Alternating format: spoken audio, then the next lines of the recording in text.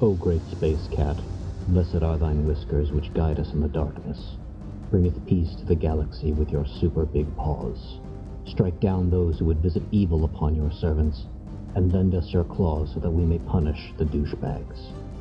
Share with us your nip so that the pawless can be made whole and the sightless can see all the cool stuff in the universe. A meow. Today I bring to you part 3 in our series on the wisdom within the tenets of the meow. These are the words of the space cat, spoken on high from atop the cat tree where the softest pillows lie. Each one of us takes the cat's wisdom in their own way, so know that this is my interpretation, and your mileage may vary.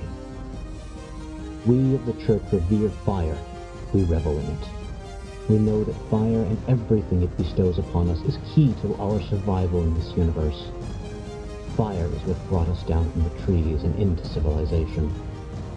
We used it to fuel our ascension to the top of the food chain and eventually to break the bonds of gravity and its raw power. It separates us from the common beasts, defines us as being superior to them, and helps to teach us great universal truths. We know that fire is our greatest tool, our strongest ally, and our most powerful weapon. We know that the destruction it brings can lead to only one inevitable outcome: progress. It is known that from the ashen floors of a forest torched by the wild and unbridled flame, new growth can spring forth with boundless potential. It is known that from the very beginnings of evolution, single-celled organisms vied for resources. Their short lives of constant struggle spurred their ascension out of the primordial seas and onward into the stars. It is known that conflict is the impetus of the arms races of our ancient home. The squabbles of our forefathers were the catalysts for technologies that opened up the skies to our exploration. It is known that when the primitive campfires of ancient man threw vibrant spectacles upon the cave walls, man gazed into the flames and contemplated what it meant to know oneself and to understand what lies within. Self-reflection tempers our resolve, makes us stronger. Without that control, the flame is masterless. It consumes without thought. We are the wielders of fire, mindful and masterful, barely contained within the forge, with a fury and heat that reaches out and touches the soul. Our most precious instrument allowed us to smelt bronze, then iron, then steel, metals that we used to cut down our enemies and construct monuments that brought us closer to the stars. So we continue on with this legacy. We of the Church use this gift that has been bestowed upon us as nature intended. We burn. We burn all without pause, but not for wanton destruction or with nihilistic notions. Rather, we burn so that as a species we may grow.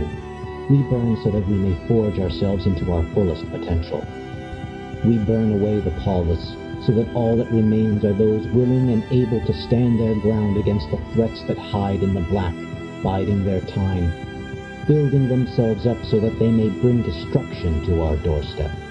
But on that day, we will be ready. On that day, we will burst forth from the torrent of fire that has shaped and molded our species from animals tearing at flesh with stone into a force that will move across the expanse of this universe and bend the laws of physics to their will. We will ride on a wave of fire and claim dominion over the very stars that we had marveled at for eons. We will fly boldly amongst them until the last one is snuffed by the inevitable heat death of the universe, and all that will remain will be our beloved space cat and the adherents of the meow. And we will know that our place in the universe was claimed because we knew that the truth could lead us. So we follow the space cat, and we burn all without pause, not for vengeance, but for glory.